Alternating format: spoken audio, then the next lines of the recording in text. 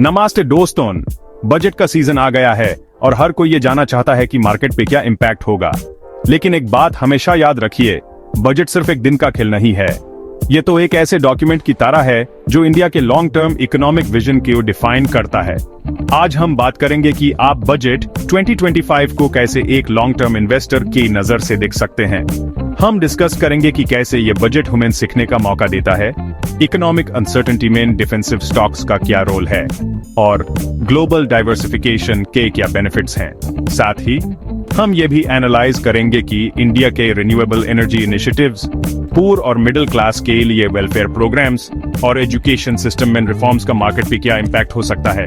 तो अगर आप भी अपने फाइनेंशियल फ्यूचर को लेकर सीरियस हैं, तो ये वीडियो आपके लिए बहुत वैल्यूएबल होने वाला है। देखिए, बजट हो, मॉनसून हो या इलेक्शंस, इन इवेंट्स की बेसिस पे शॉर्ट टर्म ट्रेडिंग करना गैम्बलिंग से कम नहीं है। मार्केट में बहुत सारे फैक्टर्स होते हैं जो प्राइसेस को इन्फ्लुएंस करते हैं और सिर्फ एक इवेंट की बेसिस पे प्रिडिक्शन करना इम्पॉसिबल है। हाँ, अगर आपको सीखना है कि मार्केट कैसे रिएक्ट करता है, तो एक छोटी सी अमाउंट से एक्सपेरिमेंट कर सकते हैं। लेकिन ये एक्सपेक्ट करना कि आप इसे रिच बन जाएंगे, ये बेवकूफी होगी। Disciplined long term investing high sustainable wealth creation का रास्ता है।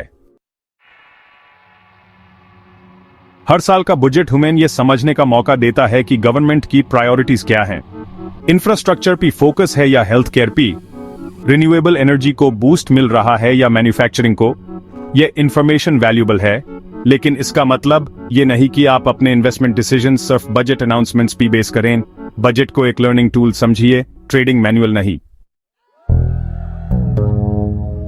जब इकोनॉमी स्लो होती है तो हर सेक्टर पे उसका असर पड़ता है, लेकिन कुछ सेक्टर्स ऐसे होते हैं जो रिलेटिवली कम इम्पैक्ट फील करते हैं। इन्हें हम डिफेंसिव सेक्टर्स कहते हैं, जैसे कि एफएमसीजी, फार्मा और आईटी। ये कंपनीज ऐसी चीजें बनाती हैं जिनके बिना हम नहीं रह सकते, चाहे इकोनॉमी कैसी भी हो। इसलिए जब मार्केट वॉलेटिल हो तो डिफेंसिव स्टॉक्स आपके पोर्टफोलियो को स्टेबिलिटी प्रोवाइड कर सकते हैं। चैप्टर 4, ग्लोबल मार्केट्स में इन्वेस्ट करने का मौका। आज के ग्लोबलाइज्ड वर्ल्ड में सिर्फ इंडियन कंपनीज में इन्वेस्ट करना काफी नहीं है। अमेरिकन और यूरोपियन मार्केट्स में ऐसी कंपनीज हैं जो वर्ल्ड लीडर्स हैं अपने रिस्पेक्टिव सेक्टर्स में। हाई टेक मैन्युफैक्चरिंग से लेकर फार्मास्यूटिकल्स तक, क्लीन एनर्जी से लेकर कंज्यूमर गुड्स तक, आपके पास ऑप्शंस की कमी नहीं है। ग्लोबल डाइवर्सिफिकेशन से आप अपने पोर्टफोलियो का रिस्क कम कर सकते हैं और रिटर्न्स बढ़ा सकते हैं। चैप्टर 5, इंडिया के अल्टरनेटिव एनर्जी और रिन्यूएबल फ्यूल्स।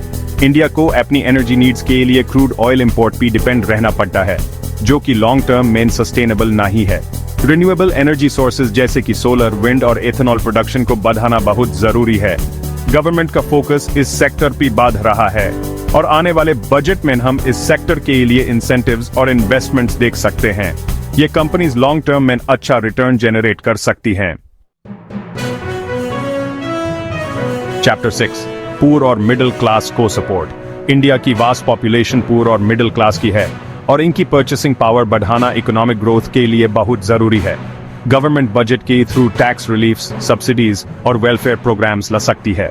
अगर इन सेक्शंस के पास ज्यादा डिस्पोजेबल इनकम होगा तो कंजम्पशन बढ़ेगा, जिससे कंपनीज को फायदा होगा। इसलिए बजट में यह देखना इंपॉर्टेंट होगा कि गवर्नमेंट इन सेक्शंस के लिए क्या अनाउंस करती है। चैप्टर 7, कंजम्पशन स्लोडाउन के इम्पैक्ट। इंडिया में कंजम्पशन स्लोडाउन एक चिंता का विषय बना हुआ है। रूरल एरियाज में कंजम्पशन रिकवर कर रहा है, लेकिन अर्बन एरियाज में अभी भी डिमांड वीक है। इसका असर कंपनीज के प्रॉफिट्स पर भी पड़ रहा है।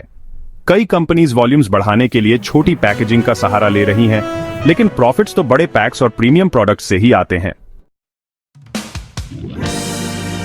चैप्टर 8, इंडिया का एजुकेशन सिस्टम रोट लर्निंग पे ज्यादा फोकस करता है, जो कि आज के डिजिटल एज में काफी नहीं है।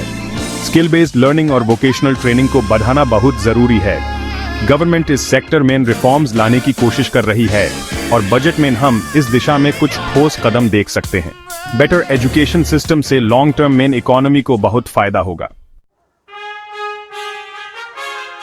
Chapter 9, production linked incentive PLI schemes से मैन्युफैक्चरिंग सेक्टर में जॉब क्रिएशन हो रहा है जो कि एक पॉजिटिव साइन है, लेकिन हर साल लक्स ऑफ यंगस्टर्स वर्कफोर्स में ऐड होते हैं, जिसके लिए और ज्यादा जॉब्स क्रिएट करना जरूरी है। गवर्नमेंट को एमएसएमईज और स्टार्टअप्स को सपोर्ट करना होगा, क्योंकि यही सेक्टर्स मैक्सिमम जॉब क्रिएट करते हैं।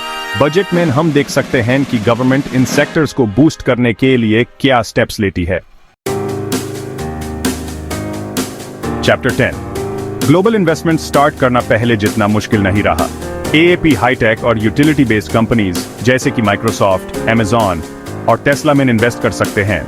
ये companies long term growth potential रखती हैं और ग्लोबली डाइवर्सिफाइड पोर्टफोलियो के लिए अच्छा ऑप्शन है। अगर आप बिगिनर हैं तो ETFs के थ्रू स्टार्ट कर सकते हैं। ये डाइवर्सिफाइड और लो रिस्क ऑप्शंस हो रहे हैं। दोस्तों, सौरभ मुखर्जिया के इनसाइट से एक बात बिल्कुल क्लियर है, लॉन्ग टर्म इन्वेस्टिंग और डिसिप्लिन्ड अप्रोच हाई आपको फाइनेंशियल फ्रीडम दिला सकता है। बजट के आसपास मार्केट में शॉर्ट टर्म फ्लक्चुएशंस आती जाती रहेंगी, लेकिन आपको अपने लॉन्ग टर्म गोल्स पे फोकस करना है। अपने पोर्टफोलियो को डाइवर्सिफाई करें, क्वालिटी कंपनीज में इन्वेस्ट करें और पेशेंस रखें। याद रखिए, वेल्थ क्रिएशन एक मैराथन है, स्प्रिंट नहीं।